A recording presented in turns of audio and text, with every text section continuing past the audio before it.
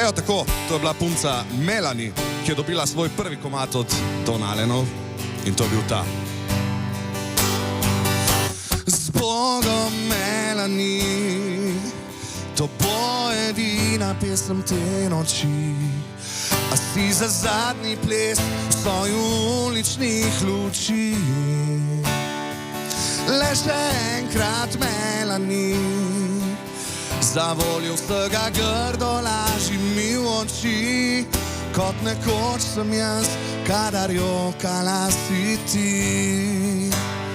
Evo, tako je fant končal tole razmerje, potem so prišli turobni dnevi, zima, pa sem seveda še razjezil na vse skupaj za nazaj, pa napisal tole. Sovražim, kadar pada sneg, če ne pada po naju dveh. Sovražim cimet, lučke, čaj, če te več ne bo nazaj. Ne maram tega, da je mraz, lani vse sva imela ti in jaz.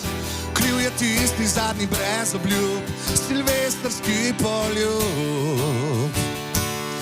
Evo, in pol je napisal še ta zadnji hit, ta nov od Don Allenov, ki se omehčal na vse skupaj, pa rekel, itak je vsega konc, pa gremo še ta zadnji rum za njo.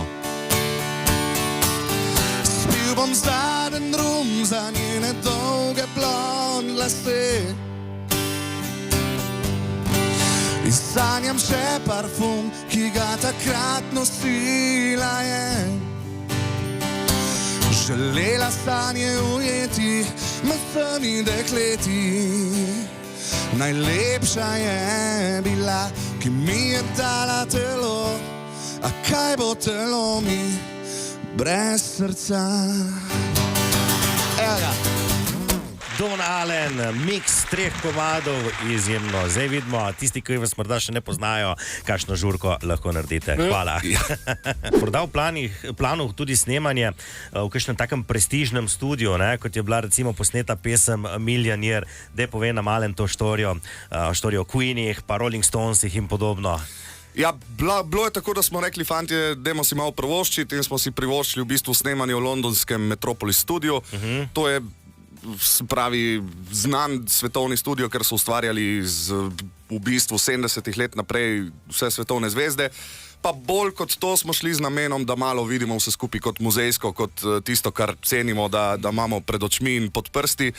In v bistvu, ja, igrati na klavir Freddija Mercuryja in podobne zadeve je tisto, kar, evo, se verjetno vidite mojo kurjo pot zdaj. Dejansko mi zdaj govoriš, da si ti igral na isti klavir, za katerim je sedel Freddie Mercury. Ne samo za katerim je sedel, bil v njegovi lasti, v njegovem domu in ga je kasneje tale studio odkupil. Ja. Svaka čast. To pa je edinstvena izkušnja. Se to še ne pomeni, da znam igrati kot Freddie, ne? Ni važno, da si se počutil kot Freddie.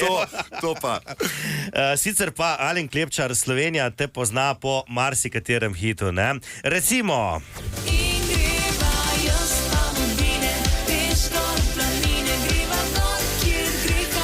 Bine, ki je bil zaslužen za to, da je kar naenkrat porast moških imen oziroma fantov, ki se rodijo z imenom Bine, ne?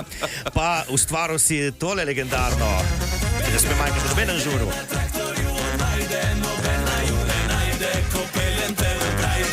Brajde in pa tudi tole. Šaci, šenk mi raj foto, fotkaj mi da zdaj kote. Šaci, ne, ta je tudi ena taka, ja. Se sliša na zanimivo štorijo, ko si pisal za Fehterja Šacija, ne, pa nisi znal ti ene besede nemško, pa se eno je pesem delala tudi nemščini. Zdaj, kako je to možno, no? Ja, s fanti smo govorili, da bodo delali tole nemško priredbo komada, oni so se sicer strinjali, da se jim spravi naslov za slovensko verzijo besedila, se neko, kje ti mene najdu, ker ne zna niti besede nemško. In še njihov pogoj je bil, da ostane prvotna nemška fraza v refrenu, tako da vse, mislim, da 2 ali 3 besede, ker sem znal nemške, sem za tekst uporabil, ostalo pa potem šlo v slovenščino. Dobro, vsaka čast. Ampak se zahvaljujem Google Translate za pomoč, da sem vedel, kaj delamo. No, ampak ja, očitno si vedel, kaj delaš, ker ti komad je tudi kot mnogi drugi tvoji postal uspešnica, ne? Ta pa sploh, ja. Tako kot Brajde, ne? Brajde pa ste pisali v Puli, meni, da že imam jaz prave informacije. Tu sem ustvaril kar doma v studiu, je pa v bistvu limo originalnega izvajalca v slovenščini, sem šel pa posnet v Pulo, ja, ker se je malo zataknilo z njim, da ni najdu avtobusa iz Pule do Male Pristave, se rekel, si ta linija itak ne obstaja, tako da bom jaz prišel do tebe. Radio